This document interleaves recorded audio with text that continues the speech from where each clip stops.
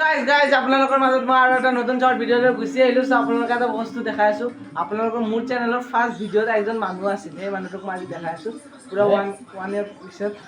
সেইয়া মোৰ খুৰা, এই যে দেখাও, এই চা খুৰা আহিছে। মোৰ খুৰাৰ ঘৰ ৱেষ্ট বেংগলৰ পৰা মোৰ খুৰা আহিছে। খুৰা মোৰ ফাৰ্ষ্ট ব্লগত মানে ফাৰ্ষ্ট ভিডিঅ'ত আছিল, মোৰ চেনেল ফাৰ্ষ্ট ভিডিঅ'ত। আজিও মই আপোনালোকক দেখাই দিলোঁ, আহিছে এবছৰ পিছত যিহেতু।